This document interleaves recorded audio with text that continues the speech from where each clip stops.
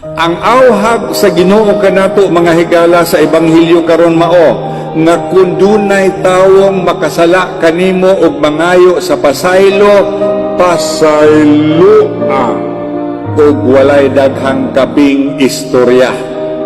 Kay maingon man tadayon, gipasaylo naman tikaw pero di joko kalimot. Ay, wala pa pasaylo, kadi magkakalimot.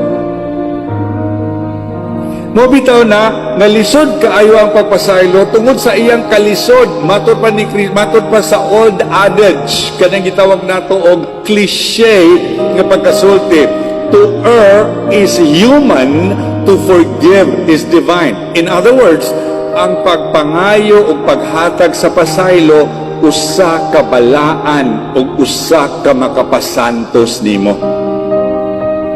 Ha?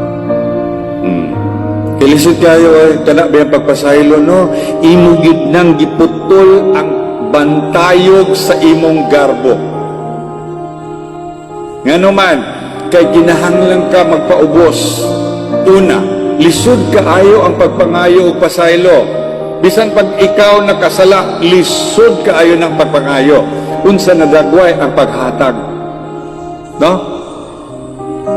Karon, gikinahanglan kay matod pa sa atong pag-ampo sa amahan namo, moingon man kita, pasaylua kami sa among mga sala, ingon nga nagapasaylo kami sa nakasala kanamo. Pero naman ko kaayo, kung mangayo ka pasaylo sa Ginoo, especially sa panahon nga mudawat ka sa sakramento sa pagpangumpisal, clarix kina pasayloon yung ka sa Ginoo. Pero ang tanong, nakapasaylo ba pud ka sa nakasala nimo? Kaya mo man ay challenge. Sa yun naman pag ngayon pasaylong Ginoo ba, Lord, pasaylo ako, labi nagkuan, labi nagdili kumpisal, labi nag ikaw ra mo sala, ay sos naghanon, Lord, pasaylo ako, maluoy ka itaw, pasaylo ako. Go! Fine! Pero sa panahon nga moduol ka niya sa kumpisalan, papason gid na ang imuhang sala. Pero ang challenge, kay mo uli man ka. Nga imong kontra dahulat man. Nga imong kontra kay naaman sulod sa imong panimalay. Nga imong kontra kay naaman sa imong silingan, inigagi di mo dalan susko. Susko, saan na lang yun?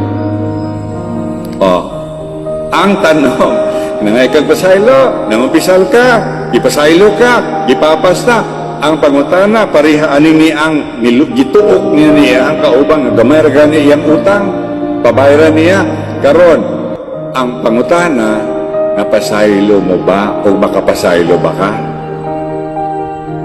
Nindot kaayo ba ang gihimo ni Kristo no nagbitay sa cross? Ang una niyang gisulti, ang unang pulong nga iyang gisulti, niingon siya, amahan ko, pasaylo sila kay wala sila masayod sa ilang gibuhat. Unang makasantos gid ang pasaylo. Kaning pagpasaylo ba yan, no? Dili ni siya an overnight task. Dili siya kay in just a wink of an eye. Dili nang maingon kang ipasaylo na tikaw, pero imong mata tuwas taas. Ipasaylo na tika, ipasaylo na God. It's not about what you say. Kana bang makapasaylo ka nga inigtagbo ninyong duha, unya mutan-aw ka sa iyang mata, unya makapahiyong ka og moingon kang good morning everything? Kana bang walay bitterness sa imong dughan? Kana bang wala kay gipas-an nga kaaligot-got sulod sa imong galamhan nga makakita ka aning tawhana? Kaya ang pagpasaylo is more than forgiveness. It's called reconciliation. Ang pagpakikiuli mo na bitaw nga ang pinaka-shortest way to heaven, one of that is forgiveness. Because ang pagpasaylo is a process. And it has to start somewhere. It has to start somewhere. Wala ko mag-ingon nga kung magtagbo moron pag-ingon nimo gipasaylo na ba ikaw. That's very impossible. No, it's impossible. But the process of forgiveness starts somewhere. Pasayloon ka sa Ginoo, hagit ka na nimo pagpasaylo sa uban kay equal na ha. Dili ka pwede pasayloon sa Ginoo nga dili ka kamo pasaylo sa imong isig kaingon. Kinahanglan nga kun mangayo kag pasaylo sa Ginoo, makapahatag pug kag pasaylo sa uban. Process it from here. And it needs a lot of a tremendous gift and grace from the Lord.